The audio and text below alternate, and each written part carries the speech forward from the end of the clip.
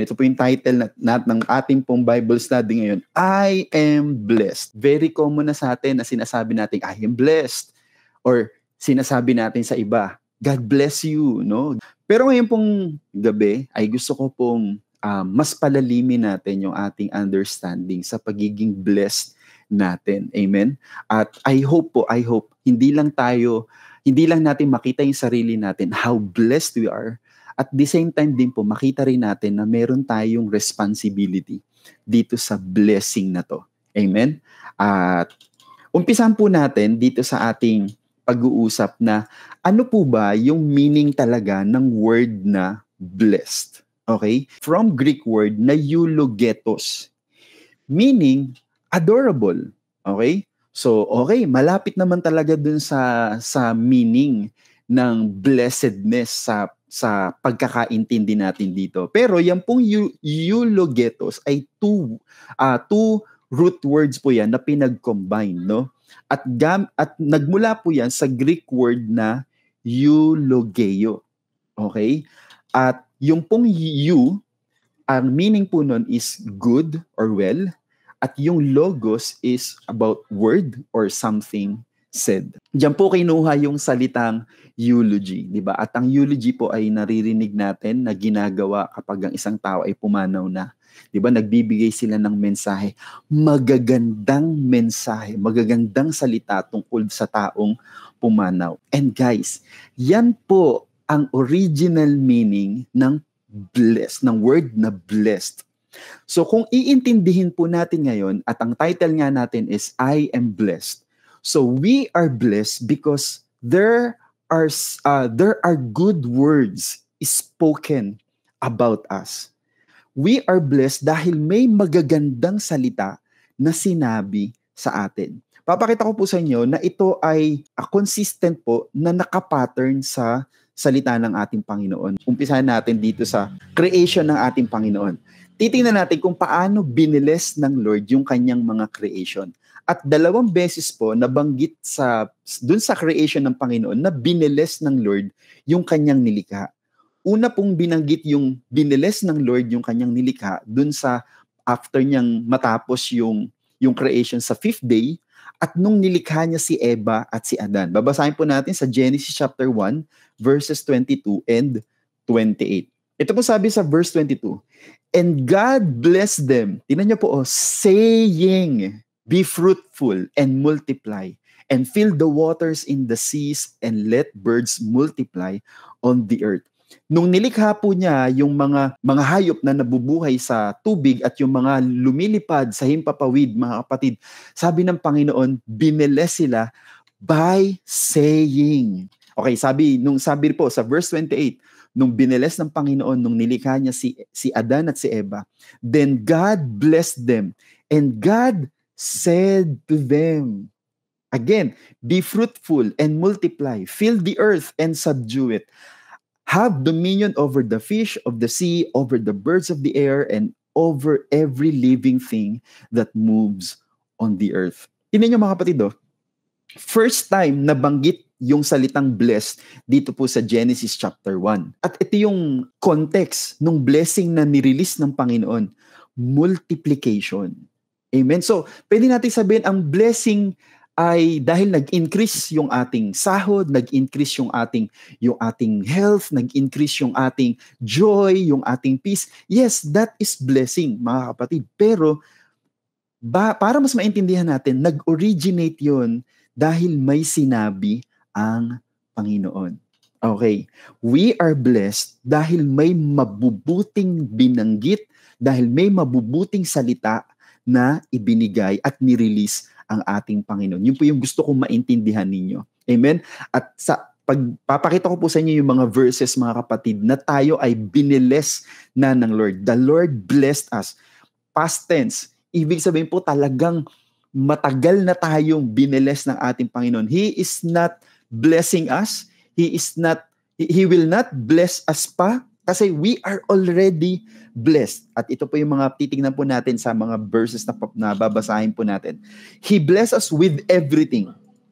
Sabi po sa Ephesians chapter 1 verse 3, Blessed be the God and Father of our Lord Jesus Christ, who has blessed us with every spiritual blessing in the heavenly places in Christ. Guys, pwede nyo sabihin, biniles tayo pero spiritual things. Alam nyo ba, sabi ni Apostle Paul sa 2 Corinthians chapter 4, ang mga bagay daw na nakikita, temporary lang. At ang mga bagay na hindi nakikita, yun po yung mga spiritual things, yun yung mga totoo at permanent.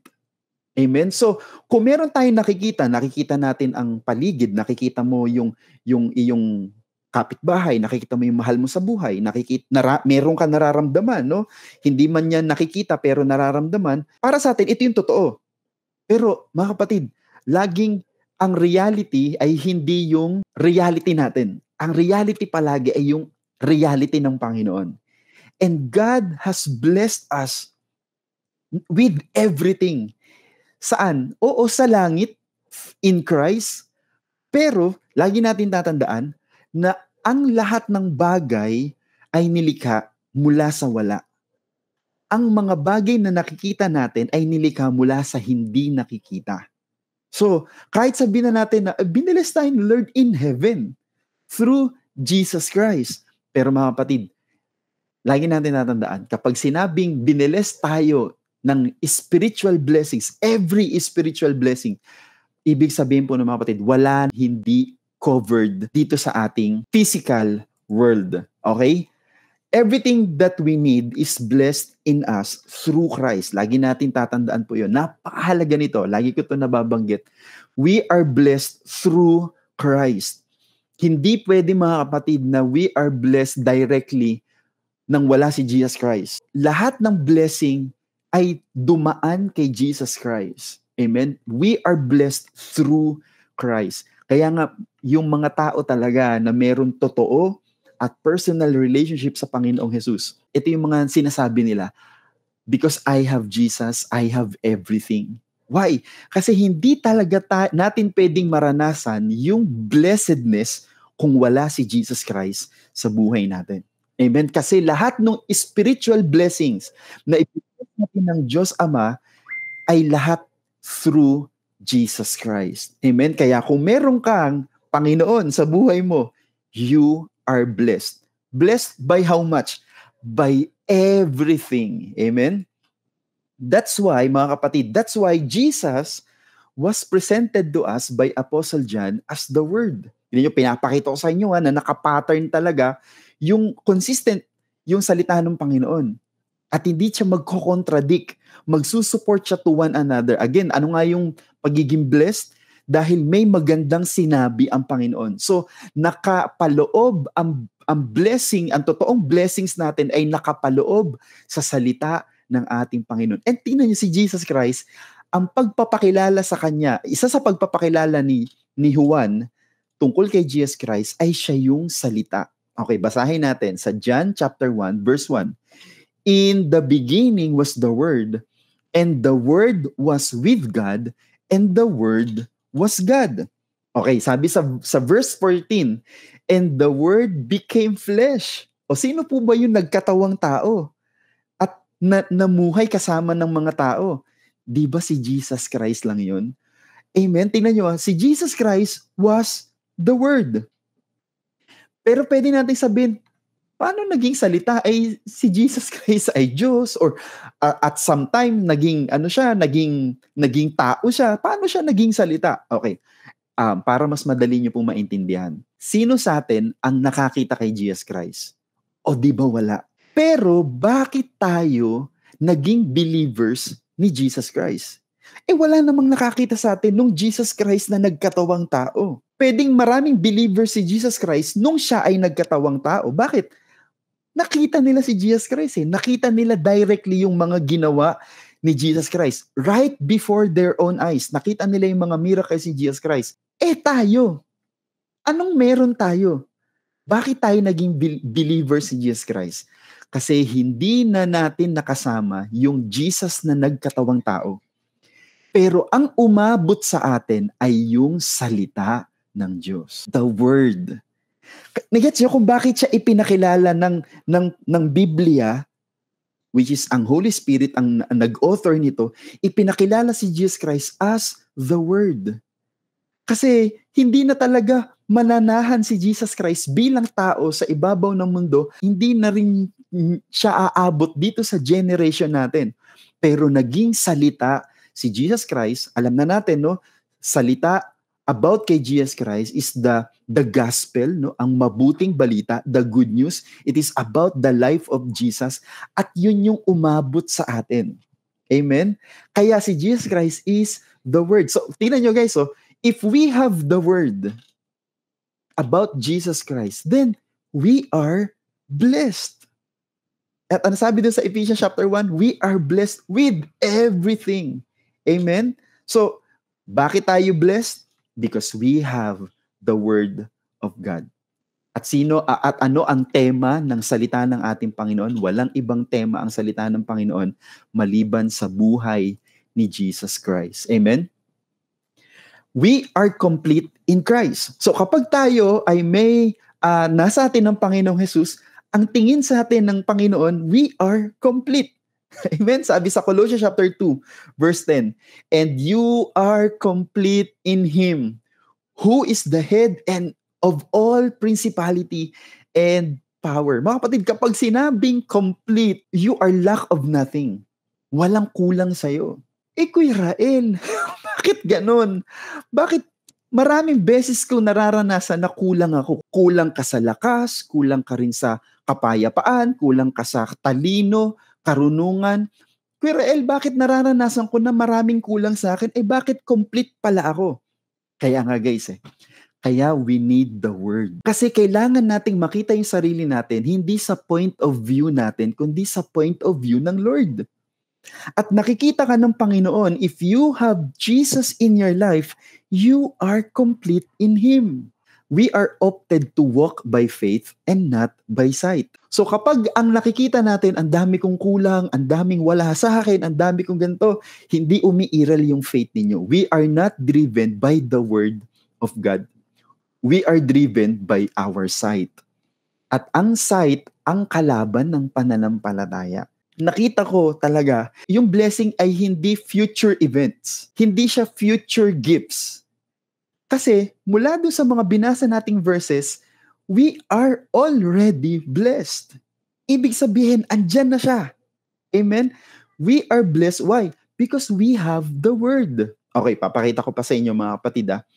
His blessings for us are kept in His promises that are useful for everything we need, both in our spiritual and physical lives. Yung blessings mga kapatid, itinago daw ng Panginoon saan? Sa kanyang mga promises.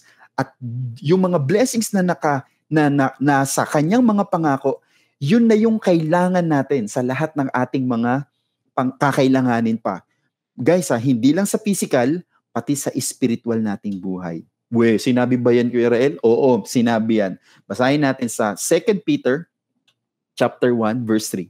Ipinagkaloob sa atin ng kanyang banal na kapangyarihan, mga kapatid, ang lahat ng mga bagay na kailangan natin sa buhay, physical, at pagiging makadiyos, spiritual, sa pamamagitan ng pagkakilala sa kanya na tumawag sa atin sa kanyang sariling kaluwalhatian at kabutihan. Tingnan nyo lahat daw ng pangangailangan natin, amen, ay provided sa pamamagitan ng pagkakilala natin. So, kapag nakilala mo talaga ang Panginoon sa buhay mo, again, ulitin ko yung point of view, dapat nag-grow yung ating faith at nag-grow yung ating relationship sa Panginoon na hindi ka na nakabase sa nakikita mo physically o sa nararamdaman mo physically, kundi ina-acknowledge natin yung sarili natin according sa point of view ng Lord sa atin. Na you are blessed. You have everything you need. Sa verse 4, mga kapatid, gayon niya ipinagkaloob sa atin ang alin? Ang kanyang mahalaga at dakilang pangako. O ano po ba ang pangako? Salita. Amen? Kaya mga kapatid, the more we dwell, the more we meditate on the promises at sa salita ng ating Panginoon, the more we see our real and our true condition. Ano yung condition natin? We are blessed. Ikirael, meron akong sakit. You are blessed, sabi ng Panginoon. Ikirael, marami kaming mga pangangailangan. Sabi ng Panginoon, lahat ng kailangan mo, provided na ng ating Panginoon. At mga kapatid, ito yung isang bagay na kailangan yung paniwalaan. Kung kayo ay talagang nagtitiwala sa Panginoon at you are a new creation ng Panginoon, ang totoo nating pagkatao ay spiritual, mga kapatid. Itong physical body nating container lang to. Dahil ang totoong tayo ay yung spirit natin. At kapag tayo, in spirit natin mga kapatid, ay tayo pinalago ng spirit, ng salita ng ating Panginoon, which is spirit, no? Ang salita ng Panginoon ay espiritu na nagbibigay buhay. Sabi sa John chapter 6, yung salita daw ng Panginoon ay espiritu at nagbibigay buhay. At tingnan niyo mga kapatid, halimbawa may problema ka ngayon, tapos nakikita mo yung mga pangangailangan. Sabi mo, wait lang, napag-aralan namin, sabi ni Kuya Rael, I am already blessed. Wait lang, naalala ko, ang turo ni Kuya Rael, provided na ng Panginoon yung mga kakailanganin ko. Okay, anong umiiral guys? Yung spirit. Nakikita mo yung pangangailangan mo, nararamdaman mo yung pangangailangan mo, pero sa spirito mo, ina-acknowledge mo that God has provided everything. I am complete in Christ, I lack nothing. Yun yung sinasabi ng spirit mo. Guys, ulitin ko ang sabi ng salita ng Panginoon sa John chapter 6, ang salita ng Panginoon ay espiritu at ang espiritu ay nagbibigay buhay. The more we believe in our spirit mula dun sa mga promises ng Panginoon, ito yung isang bagay na aasahan mo. Sometimes kailangan mo mag-antay habang naniniwala ka din. Naniniwala ko, tinugon na ng Panginoon ang pangangailangan ko. Pero yung sa physical world, wala pa. But the more you stand on the truth, the more you stand on the Word of God, habang patuloy mong inaangkin yung mga pangako ng ating Panginoon. Ito yung sabi ng salita ng Panginoon the Spirit gives life. Hanggang sa yung kino-confess mo, yung pinaniniwalaan mo ng Spirit mo, magmamanifest na siya sa physical world natin. Amen? Kaya nga napaka-effective yung sinasabi natin na meron ka nakikitang pangangailangan pero ang ginagawa mo sa prayer, hindi ka nagmamakaawa kundi ang sinasabi mo. Kapag driven ka ng salita ng Panginoon, Lord, marami akong pangangailangan but I claim you have provided my needs. Habang patuloy mo siyang dinideclare, guys, kaya nga meron tayong mga testimonies at mga patotoo. Bakit? Kasi nagkakatotoo yung mga pinaniniwalaan natin. Why? Because the Spirit, the Word of God is Spirit and His Spirit gives life. Po, ito yung susunod natin pag-uusapan. Pag-uusapan natin kung ano yung responsibility natin dito sa word na to. Okay, I'm blessed, pero bakit hindi ko ito maranasan? Ulitin ko yung blessing na yon, yung pagiging blessed natin nasa salita ng ating Panginoon. Nasa salita, sa buhay, sa gospel, sa ebanghelyo ni Christ. Amen? At yung ebanghelyo, guys, word yun. Mga pangako ng ating Panginoon na paniniwalaan at panghahawakan natin. So ano yung una nating responsibility sa salita ng Panginoon? The word must remain in us. Okay, sabi po sa John chapter 15 verse 7, if you remain in me and my words remain in you. Guys, sino nyo? Ito yung blessing. Ask whatever you wish and it will be done for you. Blessing ba yun? Oo, blessing yun. Pero tingnan nyo ask whatever you wish. Minsan dun lang tayo, pinangahawakan natin yung Lord. Sabi nyo, ask whatever I wish. Ask ka ng ask. Pero ang tanong, nananatili ba yung salita ng Panginoon sa atin? If you remain in me and my words remain in you. And guys, yung word na remain na yan, yung, sa ibang version is abide. Guys, dun galing yung word na abode. Bahay. As in namamahay na yung salita ng Lord sa buhay natin.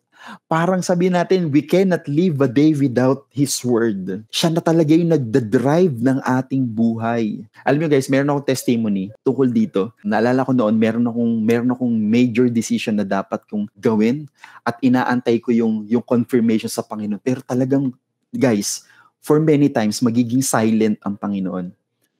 At kapag silent ang Panginoon, ibig sabihin talaga, pinag-aantay ka ng Lord. At within during the waiting period, mga kapatid, ang totoo, tayo yung pinalalakas at pinalalago ng Panginoon. Huwag kayong maiinip. Kaso nga lang, habang nag-aantay ako ng confirmation, naiinip na ako. Meron na akong actions to be taken na nasa isip ko na ito na lang yung gagawin ko kasi feeling ko ito naman yung dapat kong gawin. Pero may urge sa puso ko na to wait God's confirmation. Tapos one time, dahil nag-aantay ako, Lord, nagpe-pray talaga, Lord, ano dapat kong gawin? Ano, go na ba? Gawin ko na ba to? One time, nag-i-scroll ako ng Facebook, meron ako napanood na reel. It is about waiting. Sabi ng pastor dun sa aking narinig, isa sa mga critical situations daw sa isang Christian ay yung waiting period. Sabi niya, kapag talagang may gagawin na ang Panginoon, ito yung mga signs, kapag halos gusto na nating unahan ng Panginoon, nag-confirm sa spirit ko na para sa akin yung word na yon. After ko marinig yung word na yun, guys, pakinggan nyo itong naging conversation ko sa kaaway. Kinakausap ko ang kaaway. Sabi ko, Satan, alam ko na yung ginagawa mo sa akin. Ang gusto mo, mag-worry ako. Kaya niya pinupuno ako, guys, ng anxiety. Kaya niya para mainip talaga ako dahil hindi ko na maantay yung perfect timing ng Panginoon. So sabi ko kay Satan, ito yung gusto mong gawin para gawin ko yung plano ko at hindi na maganap yung plano ng Panginoon. Sabi ko kay Satan, kaso lang, ikaw nasa labas ka. Ang Panginoon nasa akin. Dahil sabi sa 1 John, greater is He that is in me than he that is in the world.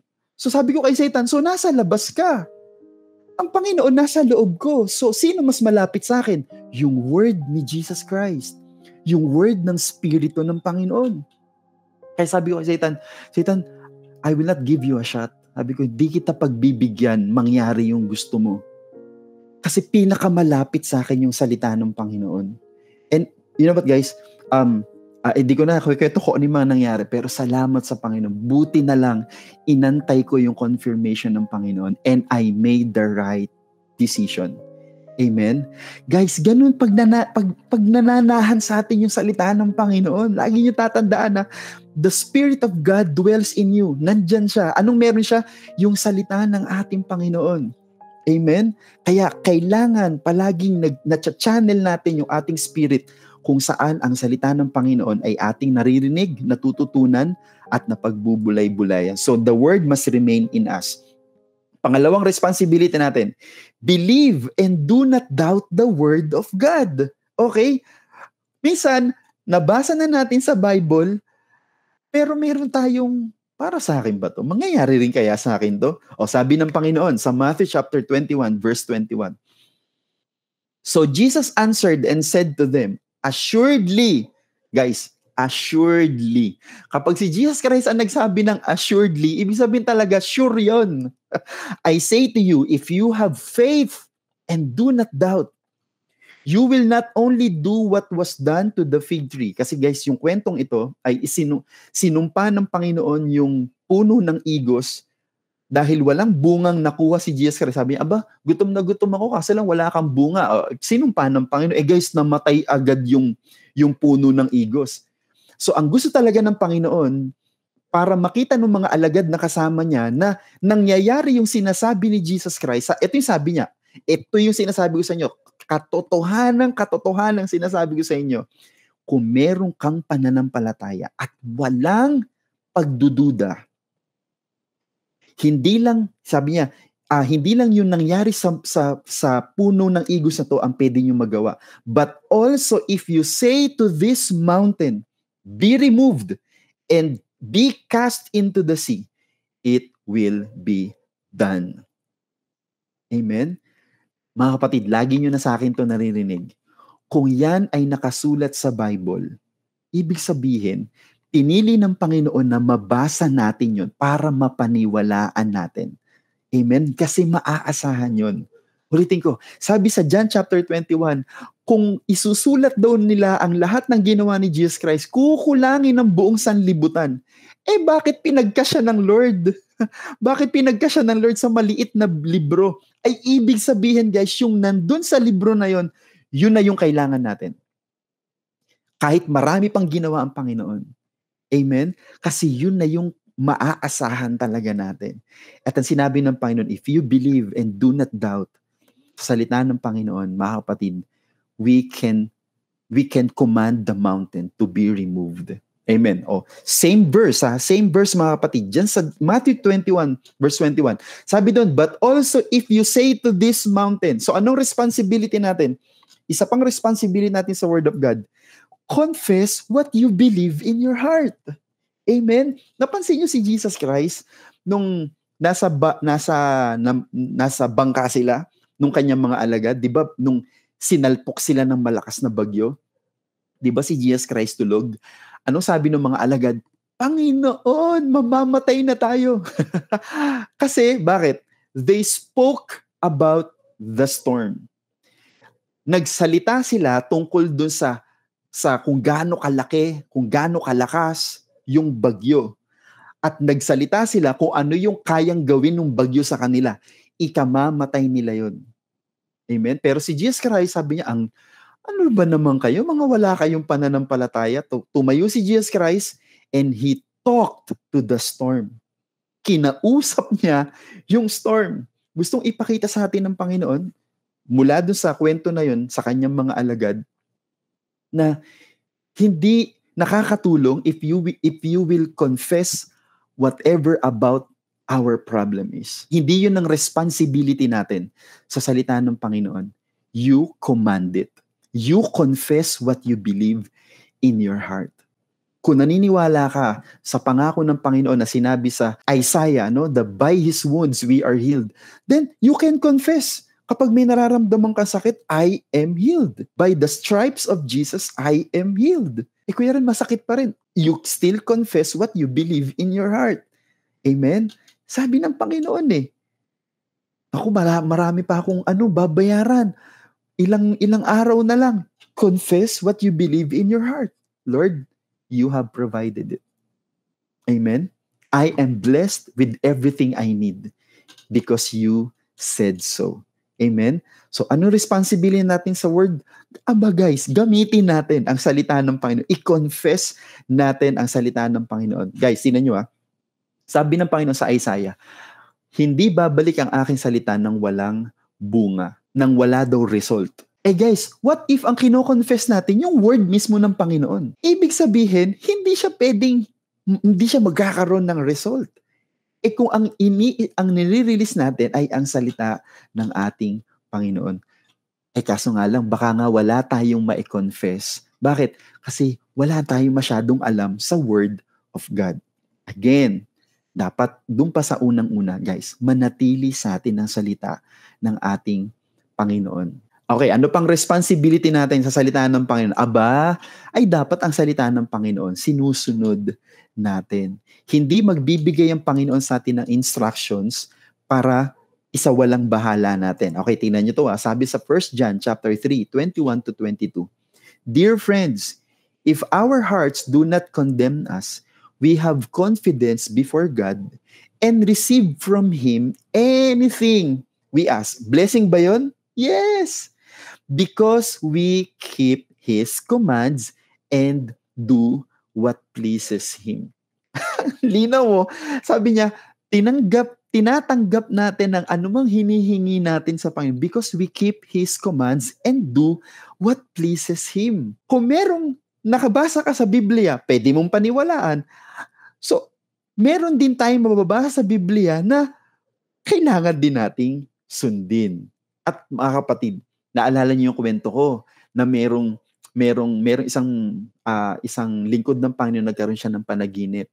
At pumasok daw siya sa kaharian ng Panginoon, ang Panginoon nakaupo sa trono, at nandun sila para i-entertain ang Panginoon. So ginawa nila lahat ng kaya nilang gawin para i-entertain ng Panginoon, pero hindi nila nakitang na-entertain ng Panginoon. Sabi nila, Panginoon, anong bang gusto mong gawin namin? Tapos sabi ng Panginoon, ito ang gusto kong gawin. Lalagyan ko ng tali yung bawat bahagi ng katawan ninyo. At guys, ginawa silang puppet ng Panginoon. At ang Panginoon ang nagpagalaw sa kanila para silang puppet at nakita nila yung saya sa mukha ng ating Panginoon. So dun, nakita nung lingkod na yun na kahit anong gawin ko, na sa tingin ko na matutuwa ang Panginoon, pero hindi naman yun talaga ang pinagagawa ng Panginoon, hindi talaga siya lubusang magiging masaya. Magiging masaya lang ang Panginoon kung gagawin niya yung ipinagagawa ng Panginoon. So guys, merong bang word na binabanggit sa iyo ang Panginoon recently? Na parang paulit-ulit na nasa puso mo, nasa isip mo, na alam mo dapat mong gawin, pero talaga ini-ignore mo? At parang, hindi, saka na yun. Alam ko, next time. Mga kapatid, God wants you to experience a blessed life. Pero isa sa mga paraan kung susundin natin ang salita ng Panginoon. Amen? Ano pang responsibility natin sa salita ng Panginoon? Grow in the knowledge of God through His Word. Okay, kaya nga guys, mananatili eh. Kapag nananatili ang salita ng Panginoon sa atin, isa lang ang direction natin. We will grow. Pamature ka ng pamature. So bakit mayroong mga servant ang Panginoon na parang hindi na nag-mature? Isa sa mga bagay na nakikita ko na reason, hindi na sila nanatili sa salita ng Panginoon. Okay?